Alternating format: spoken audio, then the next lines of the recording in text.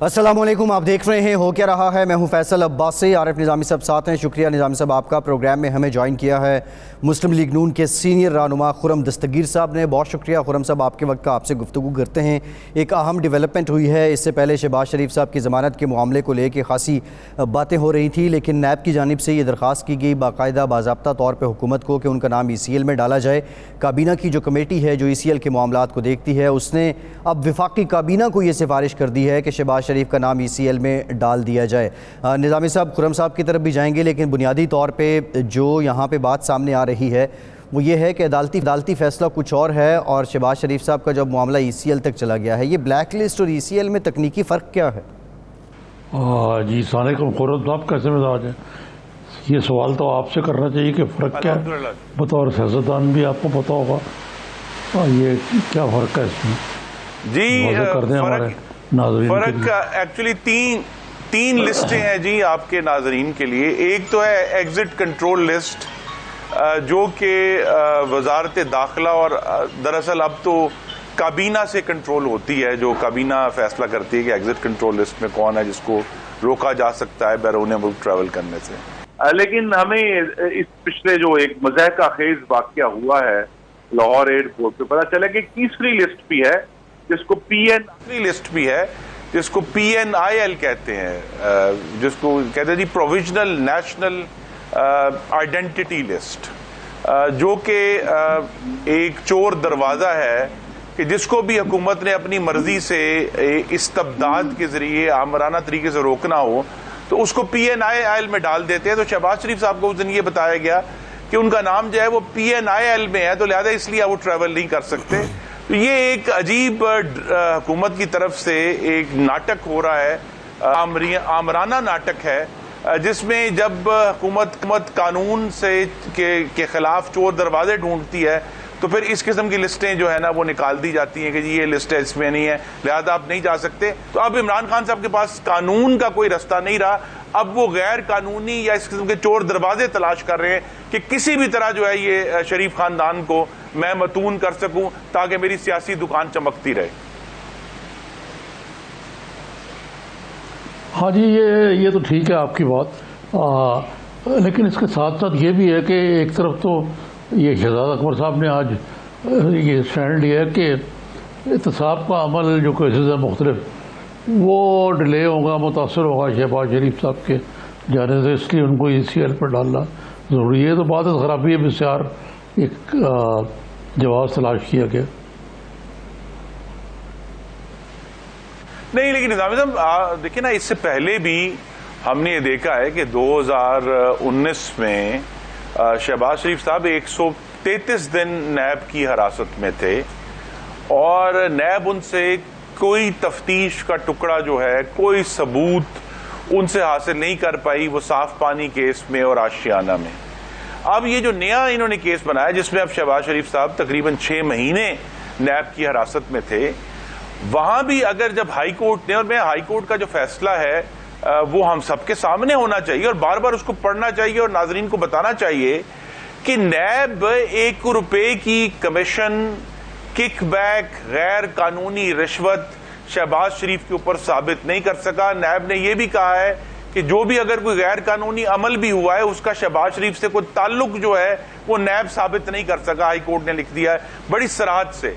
तो यहां एक ये बात अब तो क्लियर हो जानी चाहिए, जो आमरीत का दौर है, जुल्म का दौर है, उसमें एहतसाब का कोई ताल्लुक नहीं है कानून से। ये सिर्फ एक इंतकाम है। इमरान खान साहब कहते हैं आज मैंने शाहिद अब्बासी से इंतकाम लेना है, आज मैंने ख्वाजा आसिफ से इंतकाम लेना है, आज मैंने खुर्शीद शाह से इंतकाम लेना है, आज मैंने मिफ्ता इस्माइल से लेना है, आज मैंने नवाज शरीफ से लेना है, आज मैंने मरियम से लेना है। उसके मुताबिक जो है वो कानून देखे बगैर, सबूत देखे बगैर उन लोगों को जेल में धर दिया जाता है।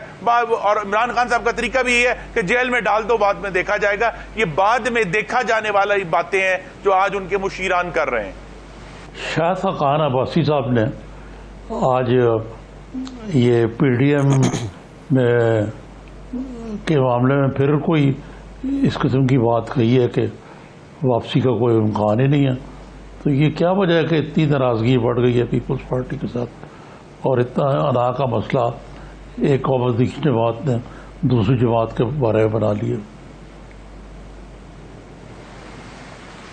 جی ہماری تو کوشش یہی ہوگی کہ شاہد خاقان عباسی صاحب سے اس بات پر پارٹی کے اندر بھی گفتگو کی جائے، کیونکہ ان کا سخت سٹینڈ اگرچہ حقیقت اور شواہد پر مبنی ہے، لیکن جو بڑا سیاسی گول ہے اس میں واضح ہے کہ پیپلز پارٹی اور ہم ایک دوسرے کے مخالف تو ہو سکتے ہیں، پاکستان میں ماورائے آئین حکومت ہے، تو اصل اس مقصد کو حاصل کرنے کے لیے ہماری اپنی جتنی بھی گریونسز ہوں، اور مجھے یقین ہے کہ پیپلز پارٹی بھی سمجھتی ہوگی کہ ان کی بھی گریونسز ہیں، تو یہ جو دونوں کی گریونسز ہیں ان کو پیچھے رکھ کر ہمیں یہ جو ایک پی ڈی ایم نے بہت ہی تاریخی ایک مشن شروع کیا تھا، جس کو وہ جو 27 نکاتی جو اعلامیہ بھی ہے 20 ستمبر 2020 کا، اس پر پیش رفت ہونی چاہیے، اور اس کے لیے اگر ہمیں اپنی جو بہت ساری جو ذاتی مخاصمتیں ہیں، یا ہمیں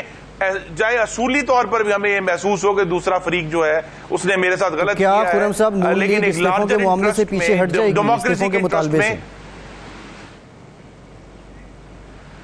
جی نہیں، میرے خیال میں یہ بجائے ہے کہ اس وقت ہم ایک ایسی سٹیج پر ہیں پی ڈی ایم میں جہاں مطالبوں سے پیچھے ہٹانا کسی کا مقصد نہیں ہے۔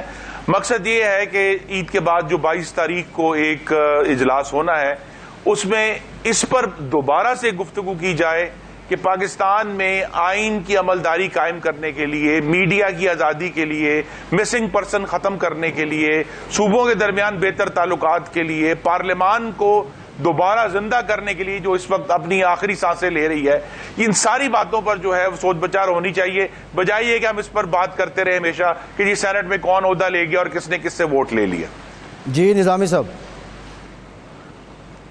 جی اس معاملے میں یہ جو لانگ مارچ بھی ایک سوالیہ نشان بنا ہوا ہے کہ لانگ مارچ اور استعفے کا اس کے بعد معاملہ جو ہے، یہ دونوں چیزیں جو ہیں یہ بھی تو منسلک ہے نا اوور آل اسٹریٹجی جس پہ پیپلز پارٹی اور آپ کی جماعت جو ہے وہ مختلف رائے رکھتی ہے۔ جی اس میں بالکل مختلف رائے ہے، لیکن ابھی فوری طور پہ تو فیصلہ پی ڈی ایم نے یہ کرنا ہے کہ اگر مئی کے بعد چند دن رہ جائیں گے عید الفطر کے بعد، جس میں ہمیں یہ فیصلہ کرنا ہے کہ ہم نے لانگ مارچ کرنا ہے۔ میرے تو خیال میں ایک پارلیمنٹیرین ہونے کے ناطے میری تو یہی تجویز ہے، اور جو میں دے بھی چکا ہوں پارٹی کو، کہ ہمیں لانگ مارچ کو جو ہے وہ بجٹ سیشن کے اختتام کے بعد کرنا چاہیے، کیونکہ اس وقت تو مین ضرورت یہ ہے کہ جو عوام کی نظامی صاحب چیخیں کیا بلکہ موت کی جو کراہت ہے مہنگائی کے ہاتھوں، جو رمضان میں اپنے پیک پر پہنچی، اور ایون بیورو اسٹیٹسٹکس کو کہنا پڑا کہ پچھلے 11 ہفتے سے ملک کے غریب ترین لوگوں کے لیے مہنگائی کی شرح مسلسل 20% یا اس سے زیادہ تھی۔ تو عوام کی تو پہلے تو ہم چیخیں کہتے تھے، لیکن حقیقت یہ کہ اب تو اموات ہو رہی ہیں، گلے کٹ گئے ہیں، جسم کٹ گئے ہیں کہ لوگ اپنے بچوں کو کھانا کھلانے کے قابل نہیں رہے، اس قدر مہنگائی ہوئی ہے۔ تو اس کی آواز اٹھانے کا جو بہترین فوری ہمارے پاس فورم ہے وہ بلا شبہ صوبائی اسمبلیاں ہیں، اور انشاءاللہ قومی اسمبلی ہے کہ جب بجٹ پیش ہوگا تو یہ سارا issue I think P D M کا اس میں اس وقت بھی اتحاد کی ضرورت ہے کہ بجٹ میں ایک بھرپور ترین مزاحمت کی جائے۔ پارٹی کے موقف کی تائید ہو رہی ہے نا کہ استعفے نہ دیے جائیں، پارلیمانی فلور نہ چھوڑا جائے، تو پھر تو یہ آپ پی ڈی ایم کی باقی جماعتیں موقف کی تائید کر رہی ہیں۔ استعفے دینے ہیں، استعفے دینا از خود کوئی چیز نہیں ہے، استعفے ایک بڑی اسٹریٹجی کا ایک ٹیکٹک ہے کہ جب ہمیں محسوس ہو کہ استعفے دینے سے اس حکومت کو گرانا قریب تر ہو جائے گا، تو اس وقت مجھے یقین ہے کہ بجٹ اجلاس کے بعد پیپلز پارٹی بھی اس سے اتفاق کرے گی کہ یہ ایک ٹیکٹک ہے، لانگ مارچ بھی ایک ٹیکٹک ہے۔ کوئی بھی چیز جو ہے وہ اصل تو مقصد یہ ہے کہ پاکستان کو اس بالکل نالائق اور نااہل اور غریب دشمن، ترقی دشمن اور خارجہ پالیسی میں بالکل ہی بچگانہ طور پہ جو پاکستان کو نقصان پہنچایا ہے، اس حکومت سے ہم کیسے آگے بڑھ سکتے ہیں، اور آگے بڑھنے کا بہترین طریقہ جو ہے وہ نئے انتخابات ہیں۔ تو لانگ مارچ بھی نئے انتخابات کے لیے ہونا ہے، جو استعفے ہیں وہ بھی نئے انتخابات کے لیے ہونے ہیں، جتنے بھی ٹیکٹکس ہیں اس اسٹریٹجی کا فائنل مقصد جو ہے وہ نئے انتخابات ہیں، جس میں کسی قسم کی کوئی ماورائے آئین مداخلت نہ ہو۔ نو کانفیڈنس جو تجویز ہے اس کی مخالفت کیوں آپ کر رہے ہیں؟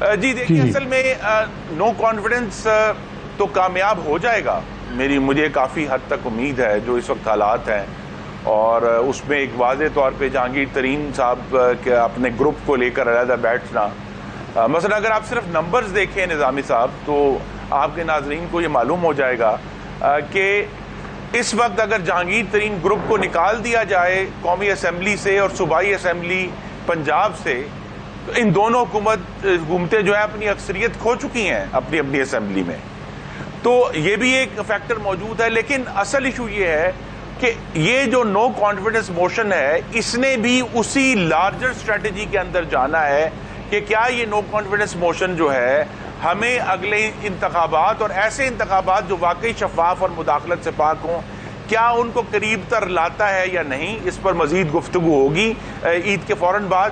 اگر تو ہمیں محسوس ہوتا ہے کہ صوبائی اسمبلی پنجاب میں نو کانفیڈنس موشن لانے سے ہم قریب تر ہوتے ہیں اگلے انتخابات کے، تو اس پر مزید گفتگو ہوگی، ہم آگے بڑھیں گے۔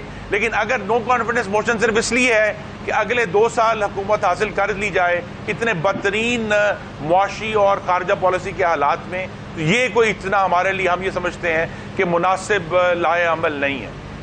جی ٹھیک، خرم صاحب ایک بریک لیتے ہیں، بریک کے بعد آپ سے گفتگو کا سلسلہ جاری رکھیں گے، ہمارے ساتھ رہیے۔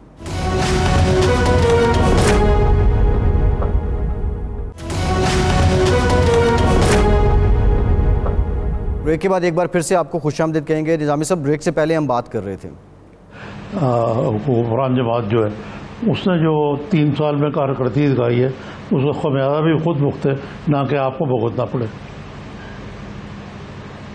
جی سر، نہ صرف خمیازہ بھی بھگتنا پڑے گا بلکہ اگلا الیکشن اگر ہم نے، جس کی ہماری کوشش ہے اور ہمارے اس اقدام سے جو نو کانفیڈنس موشن ہے وہ اگلا الیکشن کمپرومائز ہوتا ہے، تو پھر یہ ہمیں قبول نہیں ہے۔ تمام جو فوکس ہے پی ڈی ایم کا وہ یہی ہے کہ اگلے جو انتخابات ہیں وفاق کی اور 4 صوبوں میں، اور اس سے پہلے شاید ایک ٹیسٹ ہوگا آزاد جموں کشمیر میں جولائی میں، وہ صاف شفاف اور مداخلت سے پاک ہونے چاہیے کہ جس کو پاکستان کے عوام ووٹ ڈالیں وہی ووٹ بیلٹ باکس سے باہر آئے، پریزائڈنگ افسر اغوا نہ ہو، گنتی درست ہو، اور جس کو عوام نے منتخب کیا ہے وہی شخص یا خاتون جو ہے وہ عوام کی نمائندگی کرے اور اسی کی بنیاد پر حکومتیں بنے۔ اس کو اگر کمپرومائز کیے بغیر نو کانفیڈنس موشن ہو سکتا ہے تو اس پہ ضرور بات ہوگی، لیکن ہمارا اس وقت تک تو خیال یہی ہے اور اسیسمنٹ ہے، یہ قیاس ہے، اندازہ ہے کہ اگر اس وقت نو کانفیڈنس موشن کر کے حکومت لی گئی تو اگلا الیکشن کمپرومائز ہو سکتا ہے، جو ہمیں کسی بھی طرح قابل قبول نہیں ہے۔ اور یہ اگر دیکھا جائے تو شہباز شریف صاحب جو ہیں صدر ہیں مسلم لیگ کے، لیڈر آف دی اپوزیشن بھی ہے قومی اسمبلی میں، کیا وجہ ہے کہ ان کی طرف سے کوئی کلیئر انڈیکیشن نہیں آئی، نہ کوئی کلیئر ہدایات آئی ہیں کہ کس طرح پارٹی نے آگے چل رہا ہے؟ ہر لیڈرشپ جو ہے آپ ہے یا عباسی صاحب ہیں، وہ اپنی اپنی رائے کا تو اظہار کر رہے ہیں، لیکن پارٹی کی مربوط لائن تو سامنے نہیں آ رہی۔ نظام صاحب، انشاءاللہ 17 تاریخ سے سوموار کے روز سے قومی اسمبلی کا اجلاس بھی شروع ہو رہا ہے، اور اس اجلاس میں پھر لیڈر آف دی اپوزیشن بھی تشریف لائیں گے، تو اس وقت پھر پارٹی کی بھی جو ہے اجلاس ہوں گے اور پی ڈی ایم کا بھی اجلاس ہوگا۔ تو مجھے یہ امید ہے کہ ابھی رمضان کی وجہ سے جو کچھ تعطل آیا ہے وہ اگلے ہفتے سے اس میں ایکٹیویٹی شروع ہوگی۔ ایک چیز میں ایڈ کر دوں، مثلا اس وقت جو لوگ بات کرتے ہیں کہ یہ نو کانفیڈنس موشن پنجاب میں ہونا چاہیے، اس حکومت کے دور میں عمران خان صاحب نے اس قدر معاشی بد انتظامی اور نااہلی ہوئی ہے کہ پورے ملک کا جو ڈیولپمنٹ بجٹ ہے وہ آدھے سے بھی کم رہ گیا ہے، اور آنے والا سال تو غالباً پہلے سے بھی بھیانک ہوگا ڈیولپمنٹ بجٹ کے معاملے میں۔ تو ایسے موقع پہ جب آپ عوام کو کوئی ریلیف فراہم نہ کر سکیں، یا کم از کم وہی ریلیف فراہم نہ کر سکیں جو مسلم لیگ نون کر چکی ہے، مفت دوائیاں، مفت ٹیسٹ، سکول، کالج، ہسپتال، پل، سڑکیں، تو اس سے عوام میں مایوسی مزید بڑھے گی۔ تو بہترین حل اس کا یہی ہے کہ ملک میں نئے انتخابات ہوں اور عوام کی حقیقی منتخب حکومتیں جو ہیں وہ انتظام سنبھالیں۔ جی خرم صاحب، شیخ رشید صاحب نے آج یہ کہا ہے کہ حدیبیہ پیپر ملز کی وجہ سے شہباز شریف صاحب جو ہیں وہ بھاگنا چاہ رہے ہیں۔ اب معاملہ کیا ہے؟ ایک بار تو پہلے آپ اس کیس میں سرخرو ہو چکے ہیں، اگر یہ اوپن ہوتا ہے تو اس کو آبویسلی آپ لوگ فائٹ کریں گے، بٹ کویشچن یہ ہے کہ نواز شریف صاحب بھی ایک کمٹمنٹ کر کے باہر گئے تھے، پھر اس کے بعد ان کا علاج نہیں ہو سکا، پھر وہ عذر سارے بیان کیے جاتے رہے، وہ تاحال واپس نہیں آئے، اور ان کے ضامن بھی شہباز شریف صاحب تھے۔ اگر شہباز شریف صاحب بھی وہاں چلے جاتے ہیں، علاج کے لیے ہی جا رہے ہیں، علاج طویل ہو جاتا ہے، تو پھر کیسے جو حکومت ہے یا ادارے ہیں وہ آپ کی جماعت کی کمٹمنٹ پہ یقین کریں؟ عوائد صاحب، ایک تو حقائق آپ کے ناظرین کے سامنے آنے چاہیے کہ شہباز شریف صاحب جو ضامن تھے وہ نواز شریف کے ساتھ نومبر 2019 میں برطانیہ تشریف لے گئے تھے اور پھر مارچ 2020 میں واپس آئے تھے، تو 5 مہینے جو ضامن تھے وہ بھی باہر تھے، لیکن اس کا ہماری کمٹمنٹ کے اوپر کوئی اثر نہیں، وہ واپس آ گئے تھے، اور مارچ 2020 سے جو ہے اب 1 مہینہ اور اب غالباً 14 مہینے ہونے لگے ہیں وہ ملک میں ہیں، تو ان کا باہر جانا تو کوئی ایشو نہیں ہے۔ دوسرا یہ کہ حدیبیہ تو سراسر ایک ٹرک کی بتی ہے جس کے پیچھے عوام کو، میڈیا کو، ڈسکشن کو لگایا جا رہا ہے۔ یہ ایک مردہ گھوڑا ہے، آپ اس کو جتنے مرضی چابک مال لیں وہ نہیں چلے گا۔ اور یہ پھر جو میں نے شروع میں کہا کہ عمران خان صاحب کی جو ساری گفتگو ہے، چونکہ وہ ایک ہمہ جہتی ناکامی ہو چکی ہے، ملٹی ڈائمینشنل کیٹاسٹرفی ہو چکا ہے، اس سے توجہ ہٹانے کے لیے اب نئے نئے لال جھنڈے، کبھی حدیبیہ، کبھی سعودی عرب سے۔ بہت ہی شرمناک بات ہے کہ ہم نے 19,000 جو بوریاں ہیں، ایک ایسا ملک جو چاول ایکسپورٹ کرتا ہے بلینز آف ڈالرز کے، وہ 19,000 بوریوں کی خیرات لے آیا ہے۔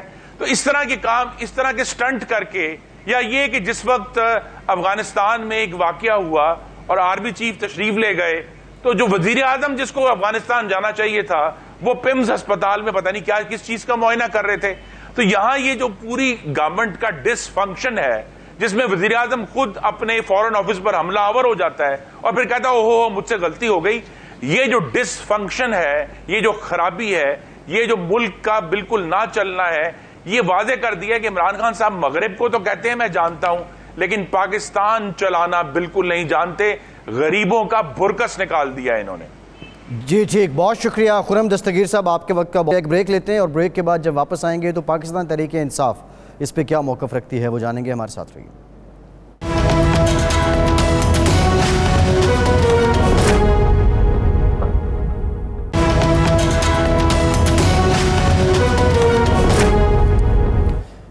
بریک کے بعد ایک بار پھر سے پروگرام میں آپ کا خیر مقدم کرتے ہیں۔ ہمیں جوائن کیا ہے پاکستان تحریک انصاف کے سینئر رہنما ہیں، وزیر مملکت برائے پارلیمانی امور ہیں علی محمد خان صاحب نے۔ بہت شکریہ علی صاحب، آپ کے وقت کا، آپ سے گفتگو کرتے ہیں۔ نظامی صاحب، نون لیگ تو اپنا موقف دے رہی ہے اور کہہ رہی ہے کہ حدیبیہ پیپر مل سے بھی کچھ نہیں نکلے گا، پہلے بھی یہ کیس چلا ہے، اس میں ہم سرخرو ہوئے ہیں، پھر اس کے بعد شہباز شریف صاحب کا نام جو اب روکا جا رہا ہے، ان کو باہر جانے سے نام ECL میں ڈالا جا رہا ہے، اور 3 لسٹ ECL، بلیک لسٹ اور PNIL کا جو ذکر کیا جا رہا ہے، وہ کہہ رہے ہیں کہ یہ صرف اس لیے کر رہے ہیں کہ یہ اپنی کارکردگی جو ہے وہ عوام کو دکھانے کے قابل نہیں ہے، حکمراں جماعت اور خوفزدہ ہیں۔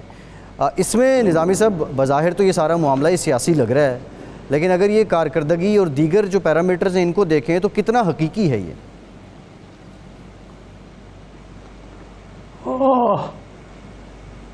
دیکھیں جی، یہ تو سیاسی فیصلہ ہے حکومت کا کہ انہوں نے نہیں جانے دینا ان کو، شہباز شریف صاحب کو، کیونکہ پہلے میاں نواز شریف نکل گئے اور انہوں نے میڈیکل گراؤنڈ سے گئے اور ان کا وہاں کوئی خاص باقاعدہ علاج بظاہر ابھی تک نہیں ہوا، اتنے مہینے ہو گئے نومبر سے لے کے اب تک۔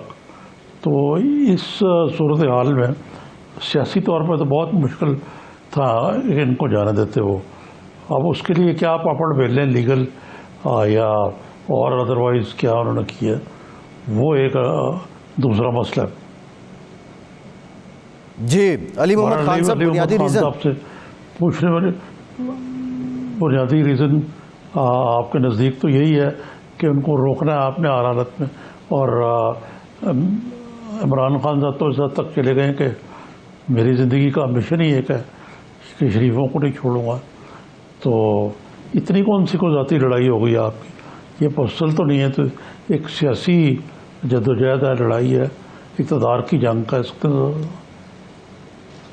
جی بہت شکریہ۔ بسم اللہ الرحمن الرحیم، اللہم صلی وسلم مبارک علی سیدنا محمد۔ بہت شکریہ آپ کا بھی اور نظامی صاحب کا بھی۔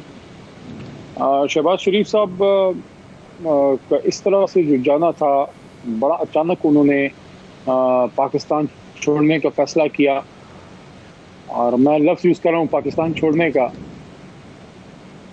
کیونکہ شہباز شریف صاحب مقبول ضامن ہیں اپنے بڑے بھائی کے، اور ایفیڈیوٹ دے چکے ہیں، عدالت کو یقین دہانی کرا چکے ہیں کہ وہ 40 دن کے اندر واپس آئیں گے.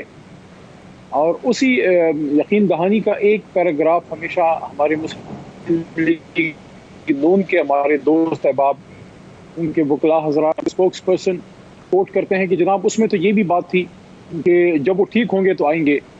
تو اس سلسلے میں عرض یہ ہے کہ پھر ذمہ داری یہ بنتی تھی میاں شہباز شریف صاحب کی بھی اور میاں نواز شریف صاحب کی بھی کہ وہ اپنے وہاں کی ٹریٹمنٹ کی کوئی کارگزاری، کوئی مستند رپورٹس، اور ایک دفعہ نہیں کنٹینیوسلی وہ متعلقہ عدالت کو بھیجتے رہتے کہ اگر میں نہیں آ سک رہا تو یہ اور یہ وجوہات ہیں جس کی وجہ سے مجھے ابھی اپنی ٹریٹمنٹ کے لیے رکنا پڑ رہا ہے. لیکن جیسے ابھی نظامی صاحب نے خود فرمایا کہ کوئی ایسی ٹریٹمنٹ بظاہر سامنے آئی نہیں تو کوئی وجہ نہیں ہے کہ وہ نہ آئیں. اب اس میں ایک امر اور ہے کہ وہ کلیم کرتے ہیں کہ ابھی بیمار ہیں، ان کو ٹریٹمنٹ لینی ہے، ان کو ابھی نہیں آنا. حکومت کہتی ہے کہ نہیں ان کو آنا چاہیے. حکومت کو بھی ایک طرف رکھیں، میاں صاحبان کو بھی ایک طرف رکھیں. آپ جا کے چیک کریں کہ وہ عدالت کیا کہتی ہے. جہاں ان کا کیس چل رہا تھا وہاں سے تو وہ مفرور ہیں. عدالتوں نے تو اسلام آباد ہائی کورٹ نے تو ان کو سمن ایشو کیے ہیں یا ان کو ڈائریکشن دیا ہے کہ وہ واپس آئیں. تو ایسی صورتحال میں میاں شہباز شریف صاحب کو حکومت تو کوشش کرے گی کہ وہ یہاں رہیں، کیونکہ وہ گارنٹر بھی ہیں، ضامن بھی ہیں، اور خود بھی ان پہ جو ہے بڑے امپورٹنٹ کیسز ہیں. تو اس وجہ سے شاید یہ ابھی مسائل کا ان کو سامنا ہے. جی نظامی صاحب. جی یہ جو سیاسی محاذ آئی ہے کچھ خان صاحب کو زیادہ نہیں ہو گئی یہ تھوڑی سی ایک سسٹم کے لیے کہ ایک پرسنلائزڈ ہو گیا سارا معاملہ. اور یہ بھی آپ کے لیے تشویشناک بات یہ ہے کہ جتنے بھی بائی الیکشن ہوئے تقریباً سبھی آپ کی پارٹی یا آپ کی جو کولیشن ہے وہ ان میں شکست کھائی ہے انہوں نے. تو یہ تو کوئی اچھا شگون نہیں ہے پی ٹی آئی کے لیے آئندہ آنے والے دنوں میں. آپ نے بیسیکلی 2 سوال نظامی صاحب کیے ہیں. اگر تو کوئی ایسا تاثر ہے کہ یہ لڑائی کوئی خدا نخواستہ زیادہ پرسنل ہو رہی ہے تو میں تو اس تاثر کی نفی کرتا ہوں. وزیر اعظم عمران خان صاحب نے بہت دفعہ یہ بات کی ہے کہ ان کی ذاتی لڑائی نہیں ہے، وہ ملک کی لڑائی لڑ رہے ہیں. اور یہ بات بھی وہ کرتے ہیں کہ میاں صاحبان کی 3 بار کی وزارت عظمیٰ گزار کے اور جس طرح سے انہوں نے پاکستان کی سیاست کو ایک رنگ دیا، جو ایک مخصوص لفظ یوز ہوتا ہے کہ کھاتا بھی ہے تو لگاتا بھی ہے. ایک طرح سے کرپشن کو ہمارے جو قومی بیانیہ ہے یا جو لوگوں کی روزمرہ کی زندگی ہے اس میں شامل کر لیا کہ ٹھیک ہے کرپشن ہوتی ہے. جس طرح حمزہ صاحب نے بھی ایک دفعہ اسکول کے بچوں کو یہ کہا. تو ایسے حالات میں جب ملک کا اخلاقی جو ہے دیوالیہ سا نکل جائے کہ سیاست میں یا امور ریاست میں، چاہے آپ انتظامیہ میں ہو یا کسی بھی اور شعبے میں ہو، وہاں کرپشن چوری کوئی بہت بڑا جرم نہ رہے. تو ایسی صورتحال میں یہ کہنا کہ ذاتی میرا نہیں خیال، وزیر اعظم صاحب اپنی اسی بات پہ ہیں کہ اگر تو کسی نے پاکستان کی کوئی کرپشن نہیں کی، کوئی ڈاکہ نہیں ڈالا، دے شوڈ ناٹ وری. ان کو پھر ڈرنے کی تو کوئی ضرورت نہیں ہے. اور جہاں تک بائی الیکشنز کا تعلق ہے، وہ اگر میں یہ کہوں کہ ہمیں فکر نہیں ہے یا یہ ہمارے لیے امپورٹنٹ بات نہیں ہے تو وہ حقیقت سے کافی دور بات ہوگی. میرے خیال میں بالکل ہمارے آئی بروز ریز ہونے چاہیے، ہمیں فکر اس کی پڑنی چاہیے. لیکن ساتھ ساتھ یہ بھی مت بھولیں نظامی صاحب کہ مہنگائی کا ایک ایشو بھی ہے. کچھ ان علاقوں کے اپنے ڈائنامکس تھے. اگر آپ دیکھیں نوشہرہ کا پارٹی کے اندر ایک رفٹ آئی، پارٹی کے ہمارے اندر خٹک صاحب کے ان کے بھائی کے بیچ میں. دسکا کا اگر آپ دیکھیں تو مسلم لیگ نون کا ٹریڈیشنل سیٹ تھی، حالانکہ وہاں ہم نے اپنا ووٹ بینک بڑھایا ہے. कराची का अलबत्ता एक सवालिया निशान ज़रूर है कि वो हम विनर थे और वहाँ चौथी पांचवी हमारी पोजीशन आई है, तो वहाँ एक क्वेश्चन मार्क ज़रूर है। लेकिन बहरहाल नेशनल असेंबली की जो इलेक्शन होते हैं उसके डायनामिक्स और होते हैं, बाई इलेक्शन के डायनामिक्स और होते हैं। मेरे ख्याल में 2023 में सही जो है वो जोड़ पड़ेगा। लेकिन बहरहाल इस वक्त जो सूरत हाल है वो यही है कि वज़ीर आज़म साहब और हमारी हुकूमत, अभी हमारा, मेरा नहीं ख्याल कोई हमारा मूड है कि हम करप्शन पे कोई NRO दें या कोई कॉम्प्रोमाइज़ करें, क्योंकि हम अफोर्ड नहीं कर सकते। हमारा पूरी जमात का बयानिया खड़ा ही इंसाफ और एहतसाब पे है। अगर उस पर हमने कोई कॉम्प्रोमाइज़ कर लिया तो फिर हम आवाम के सामने फिर हम कोई मजबूत प्लेटफॉर्म पे खड़े नहीं होंगे। बहुत सी और चीज़ें हमारी हुकूमत कर रही है, फॉर एग्ज़ाम्पल एहसास प्रोग्राम है, नया पाकिस्तान अथॉरिटी के तहत जो है और चीज़ें, लेकिन वो चीज़ें नहीं है जिस पे हमें वोट पड़ा है। इन चीज़ों का एक इम्पोर्टेंस है, लेकिन असल चीज़ एहतसाब है जिसका इमरान खान साहब को एहसास है। इस वजह से और चीज़ें साथ साथ चल रही हैं, एग्रीकल्चर, इकोनॉमी या फॉरेन अफेयर, ये सारी चीज़ें, लेकिन असल चीज़ यही है कि एहतसाब का बयानिया हमने साथ ले कर चलना है। अब वो किसी को सूट नहीं करता तो वो तो उनका मसला है, अदालतें तो आज़ाद हैं, लेकिन go and get relief from the court. Even अभी भी आखिरी बात, इवन अभी भी शहबाज साहब अगर चाहें, अदालतें आज़ाद हैं, अदालत अगर हुक्म करेगी तो फिर हुकूमत के पास तो कोई चारा नहीं होगा उनको सरकार बाहर जाने का। खैर निज़ामी जी हाँ, ये तो दुरुस्त फरमाया आपने, लेकिन ये भी तो हकीकत है कि ये जो ज़िमनी इंतखाबात हैं जमहूरियतों में, वो समझे जाते हैं कि एक किस्म का हुकूमत की कारकर्दगी पर रेफरेंडम है, और आप तो अपना हाफ वे टर्म से आगे जा चुके हैं, तो फिर भी ये रिफ्लेक्ट तो करता है कारकर्दगी पे भी और आइंदा आने वाले सियासत पे भी। और ऐसे लग रहा है कि इस वक्त बहुत आपने हार्ड लाइन ले ली है PMLN के बारे में, क्योंकि PMLN जो है पंजाब में तो वही आपके सबसे बड़े हरीफ हैं, और सिंध में तो मामला ही दूसरा।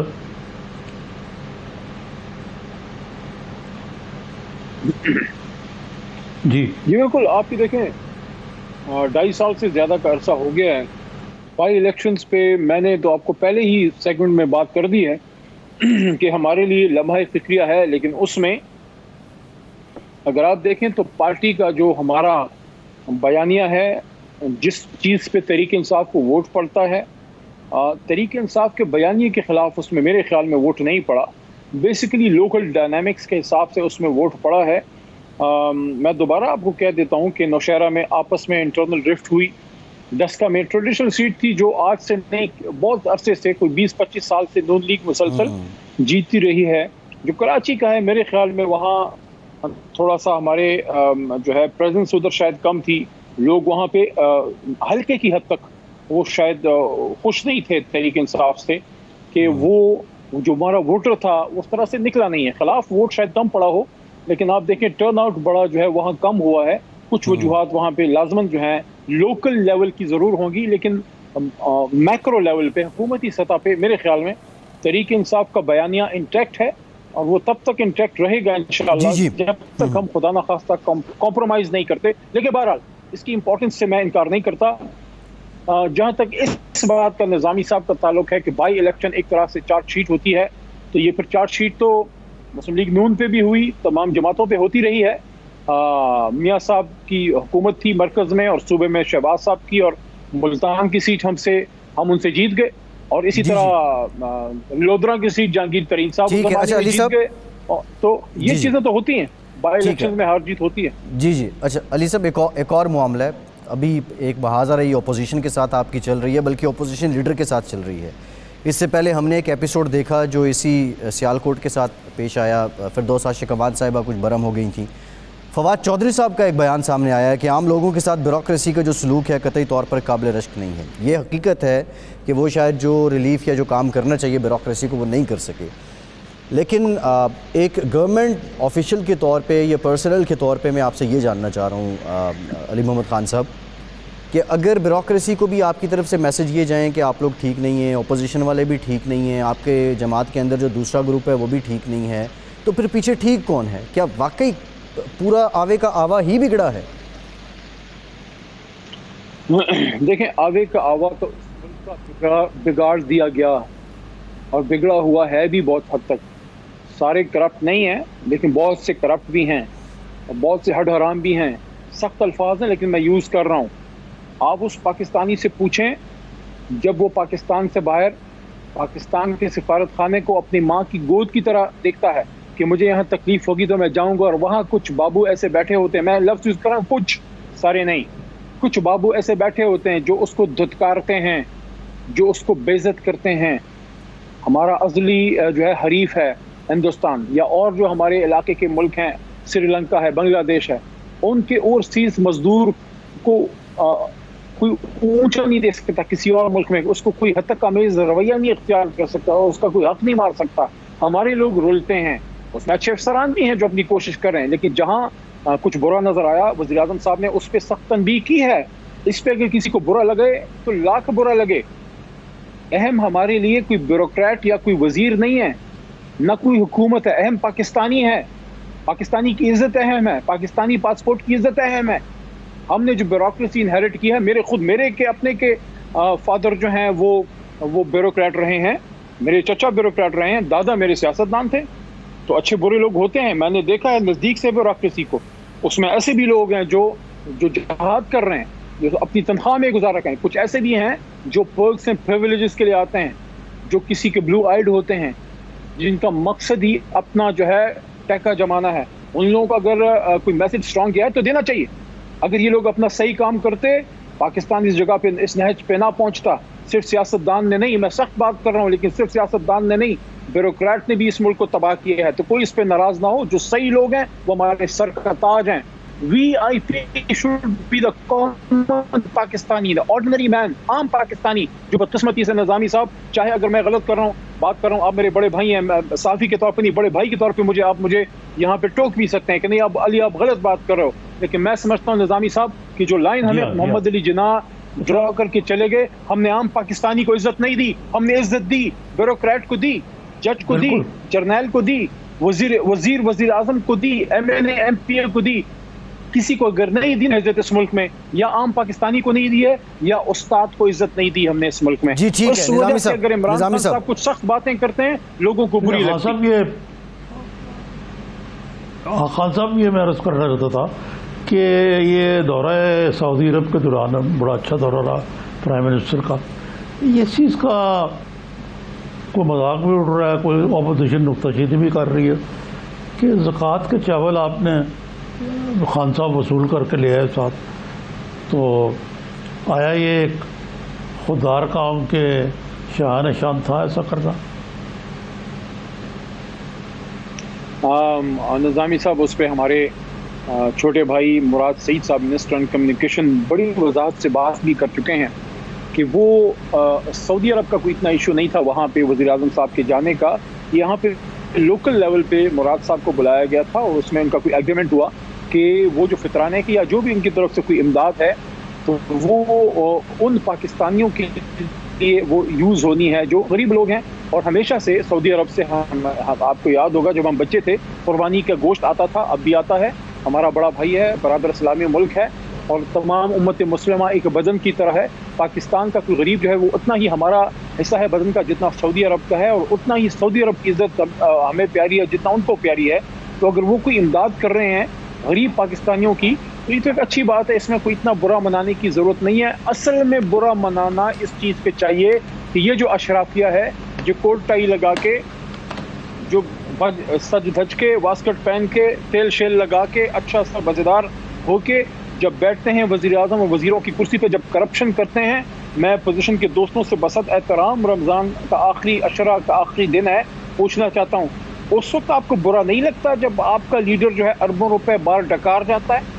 اس وقت آپ کو برا نہیں لگتا جب آپ کی سو کالڈ بے نظیر بھٹو کی کوئی جانشین یا ان کی طرح کی کوئی لیڈر آپ بنانا چاہتی ہیں مسلم لیگ نون میں, جب وہ کہتی ہیں کہ پاکستان سے باہر تو کیا پاکستان کے اندر بھی میری کوئی پراپرٹی نہیں ہے, تو کیا پاکستان سے فرار ہوتے ہوئے پاکستانیوں سے جھوٹ بولنے والے اور پاکستان کا مال کھا کے پاکستان سے باہر منی لانڈر کرنے والے ایسے لوگوں پہ اور ایسی لیڈرشپ پہ ان لوگوں کو شرم نہیں آتی؟ شرم آتی ہے تو غریب کے شکم میں اگر کچھ نوالے جاتے ہیں, اگر کوئی غریب کو کوئی کھانا ملتا ہے اس پہ شرم آتی ہے, اس پہ شرم نہیں آتی. جب دنیا میں ہماری لیڈرشپ کا نام بدنام ہوتا ہے، جب وہ لوگ ہمیں کہتے ہیں کہ یہ کرپٹ وزیر اعظم ہے، اس وقت شرم نہیں آتی؟ جی ٹھیک، بہت شکریہ علی محمد خان صاحب، بہت شکریہ آپ کے وقت لیتے ہیں، اور بریک کے بعد کچھ ذکر کریں گے، جاننے کی کوشش کریں گے کہ عید کے بعد کیا ہو سکتا ہے. ہمارے ساتھ رہیے.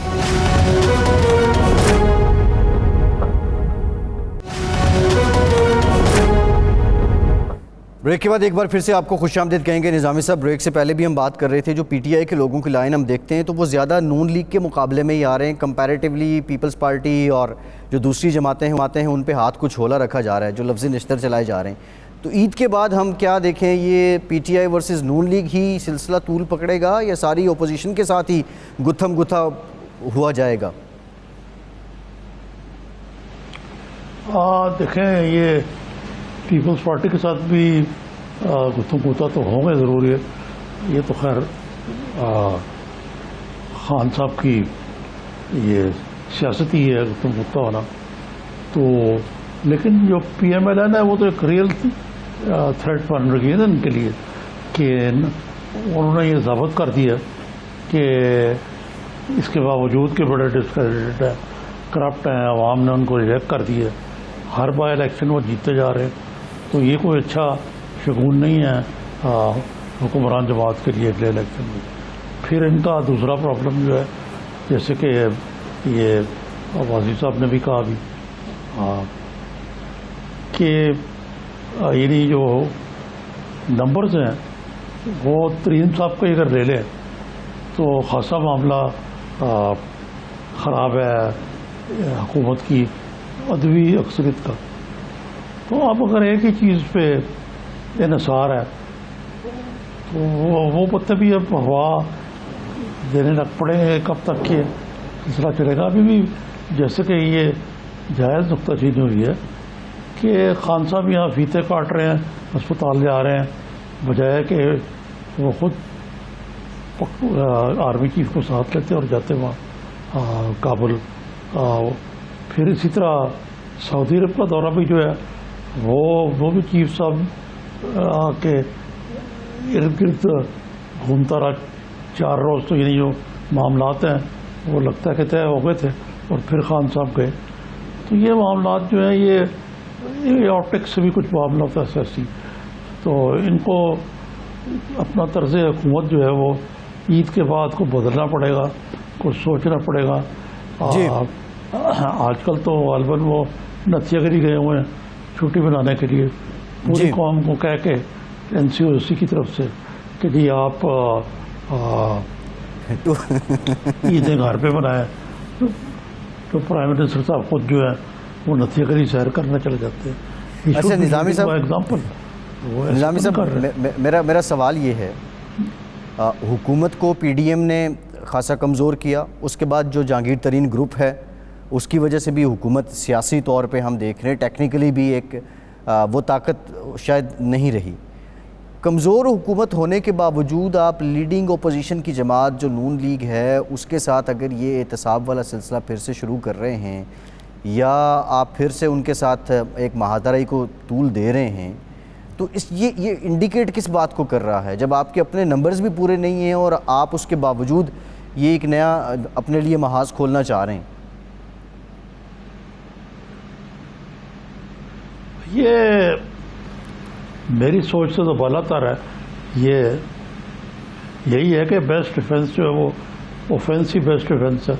یعنی کہ جارحانہ حکمت عملی اختیار کرو سیاستدانوں کے ساتھ، ان کو ڈرانے دھمکانے کی کوشش کرو. اب یہ جو سو کالڈ احتساب کا عمل ہے یہ اپنی لیکن حال یہ ہے، فواد چودھری صاحب جو ہیں وہ حدیبیہ پیپر مل جو ہے وہ لگتا ہے کہ شہزاد چودھری صاحب کا فیوریٹ ہابی اور اس نہیں بلکہ فواد چودھری صاحب، شہزاد اکبر صاحب کا جی ایگزیکٹلی شہزاد اکبر صاحب سوری. تو وہ اب ایک پرانا کیس جھاڑ جھوڑ کے وہ لایا ہے 2008 کا. اب یہ اتنے پرانے معاملات جو ہیں وہ لے کے آنا اس چیز کی غبازی کرتا ہے کہ حکومت ایک ویک وکٹ پہ چل رہی ہے. اچھا نظامی صاحب، یہ بڑا انٹرسٹنگ پہلو آپ نے اجاگر کیا ہے. فواد چودھری صاحب کا اگر یہ انیشیٹو ہے حدیبیہ پیپر ملز والا، اس کی ریزنز کیا ہو سکتی ہیں؟